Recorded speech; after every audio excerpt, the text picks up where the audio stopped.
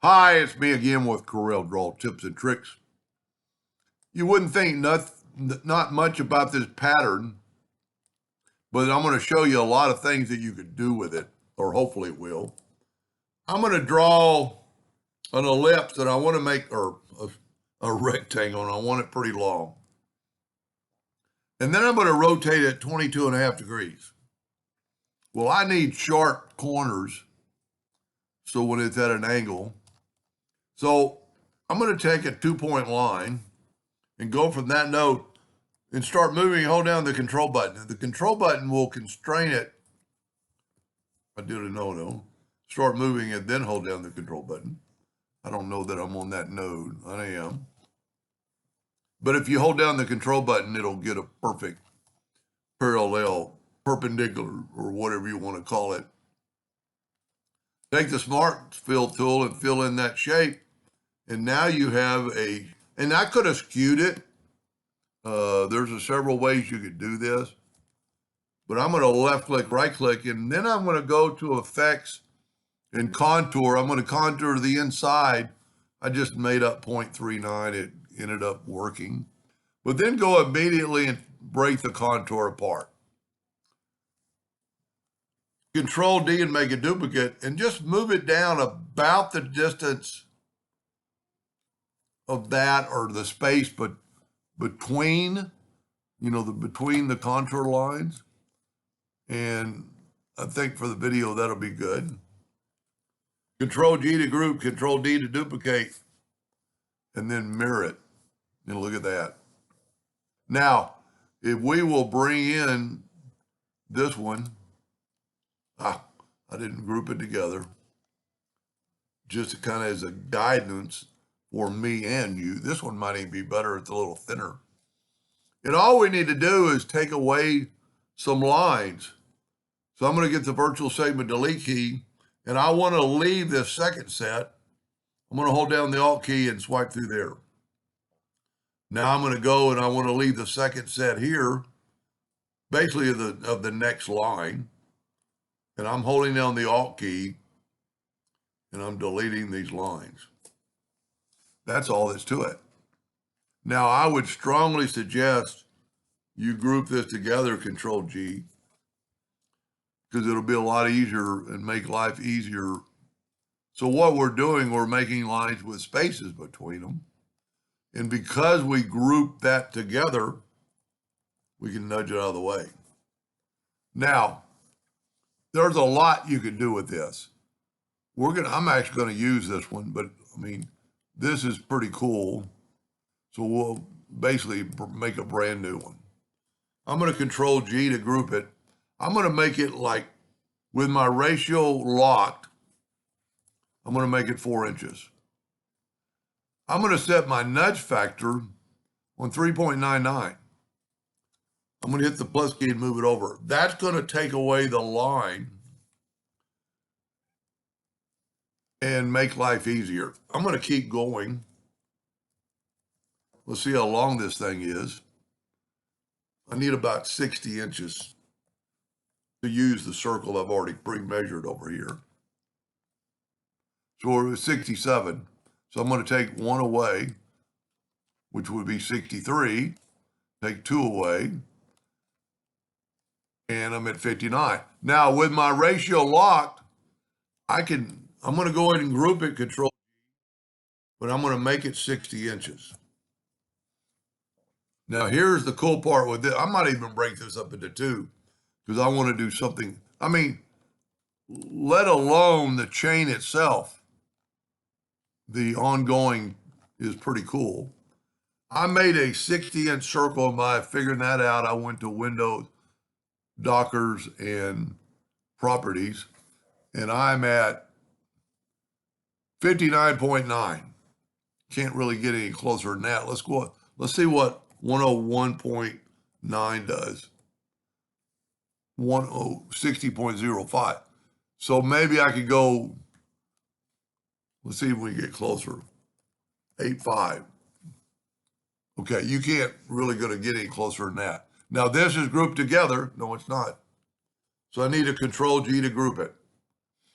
I'm going to go get the artistic media tool, set on brush, and I'm going to go right here to save, and I'm going to call it XXXX. It kind of times out and the pencil comes up, and then put it on your artistic media brush, and you're going to have to go up or downhill. Look at that pattern. It almost looks, well, one is perfect because it ends and meets, but it's like I don't know how many sided polygon it would be. So that's pretty cool. You know what? I'm going to go ahead and make this all into one. We're going to take this one right here, and we're going to take a circle, and I don't care how big it is. Control D and make a duplicate, holding down the shift key and this is going to be the envelope tool, which y'all probably get tired of seeing. I'm going to rotate it 10 degrees. Control D, I hit Control F. Control D and mirror it. That's going to be my envelope shape. I just want to see the difference between the two. I don't like nudging so far, so I'm going to change my nudge like to 10 inches. So I only have to hit my nudge once and it's out of the way. I'm going to left click, right click. I'm going to take this shape, have that shape selected, go up to effects and envelope, pull it, make envelope from, and you get a little arrow there. And look what it did. It curved our item. Now to put it back in the spot, shift select that and go EC. I don't know what I'm doing there. I hit the escape button, which is my macro for bringing up the alphabet. Now let's nudge that over and let's get rid of our lines. And if you hold down the Alt key with your pick tool, anything you touch will delete. Now we are working to the center of the page, so we got an advantage. I'm going to Control D, Alternate C, and see it's going to rotate from the center of the page. And we're going to rotate it at 20 degrees. We're going to have a little bit of a line, and I've got plenty of videos on how to get, wow, that's more than I want. But I just wanted to show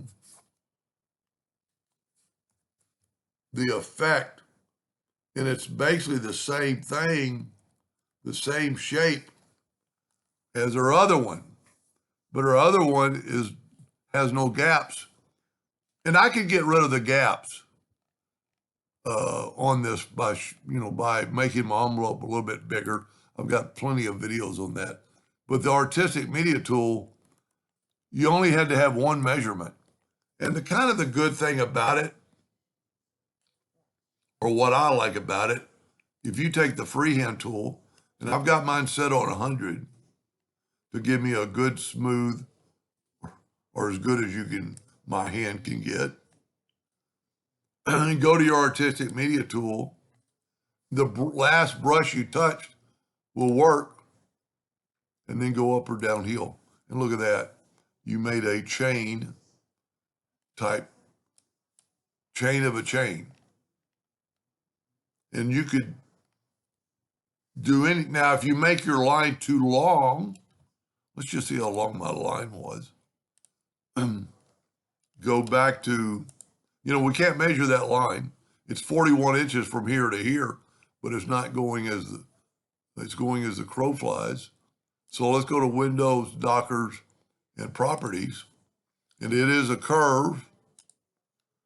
So we're at 51. Let's expand that out to 108. And remember, our artistic media tool is really only 60 inches long. It's still going to fit, but see how it had to, so you're going to have to lower this like to maybe 5.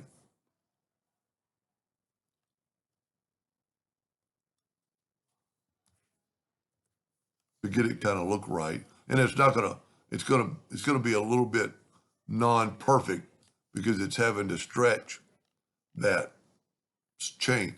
Even just this right here is pretty cool. Anyway, hope that helps somebody someday, and thank you for watching.